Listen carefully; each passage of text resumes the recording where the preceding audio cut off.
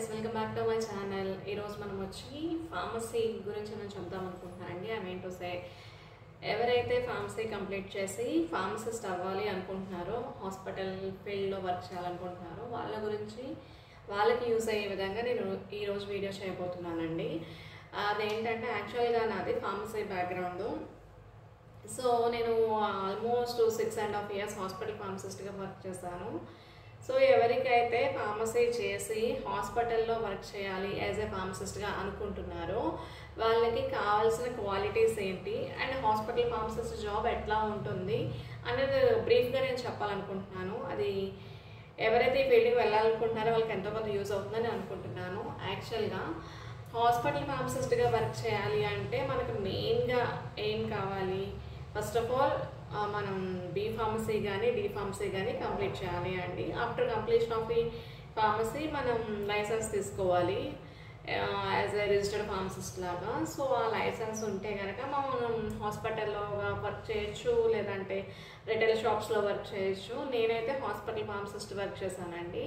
So hospital ఫార్మసిస్ట్గా work చేయాలి అంటే mainly ఏమంటే మనకి ఏ క్వాలిటీస్ ఉండాలి అంటే ఫస్ట్ ఆఫ్ ఆల్ మనకి ఇంట్రెస్ట్ ఉండాలండి. హాస్పిటల్లో వర్క్ చేయాలని ఇంట్రెస్ట్ ఉండాలి అండ్ పేషెన్స్ ఉండాలి. ఎందుకంటే హాస్పిటల్ ఫీల్డ్ అంటే చాలా డేంజరస్ ప్లేస్ అనమాట. అంటే ఏంటంటే చాలా బాధతో, ఏమైనా ఇష్యూతో, ప్రాబ్లమ్స్తో ఎమర్జెన్సీలో వస్తారు కదా. సో వాళ్ళని డీల్ చేసేటంత ఓపిక మనకు ఉండాలి అండ్ సెన్స్ ఆఫ్ హ్యూమర్ ఉండాలి అండ్ ప్రాబ్లమ్ సాల్వింగ్ నేచర్ ఉండాలి అనమాట.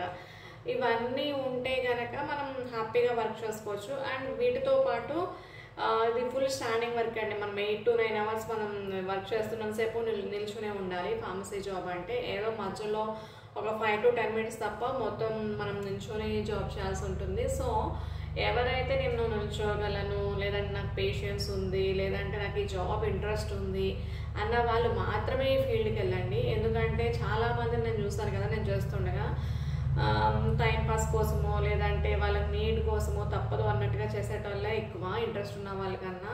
సో నన్ను అడిగితే అట్లాంటి వాళ్ళు ఈ ఫీల్డ్కి రావడం అనవసరం అండి. ఎందుకంటే పేషెంట్స్ని మనం సర్వీస్ అనేది హ్యుమానిటీ అండి. మన హ్యుమానిటీ చూపించాలి. మనం ఏదో చిరాకులో ఉండి మన ప్రెజర్ కానీ లేదంటే మన కోపాలు కానీ వాళ్ళ మీద చూపిస్తే వాళ్ళు ఆల్రెడీ టెన్షన్లో ఎమర్జెన్సీలో వస్తారు. మన కోపాలు లేకపోతే మన ఫుల్ బిజీగా ఉండో స్ట్రెస్ వల్ల మనం వాళ్ళతో ఇదిగా మాట్లాడామనుకోండి, వాళ్ళు ఇంకా కోపం వచ్చో లేకపోతే వాళ్ళు ఎమర్జెన్సీ వల్ల మన మీద కోపపడి అక్కడ ఇష్యూస్ అయ్యే ఛాన్సెస్ అయితే ఉందండి. సో ప్రాబ్లమ్ సాల్వింగ్ నేచర్ అనేది ఉండాలి. వాళ్ళని ఎంత వాళ్ళు సీరియస్గా ఉన్నా కానీ వాళ్ళని కామ్ డౌన్ చేసి వాళ్ళని మనం కన్విన్స్ చేసే అంత ఇది మనలో ఉండాలి అండి. సో ఇట్లాంటి క్వాలిటీస్ ఉంటే కానీ మనం హ్యాపీగా హాస్పిటల్లో వర్క్ చేయొచ్చు యాజ్ ఎ ఫార్మసిస్ట్గా. సో ఇదండి నేను చేసింది, నేను ఐడెంటిఫై చేసింది నేను మీకు చెప్పాను. ఎవరైతే ఫార్మసిస్ట్గా వర్క్ చేయాలి అనుకుంటున్నారో వాళ్ళకి ఇంకా ఏమైనా డౌట్స్ ఉంటే కనుక నాకు కామెంట్ సెక్షన్లో కామెంట్ చేయండి. Thank you guys, bye and take care.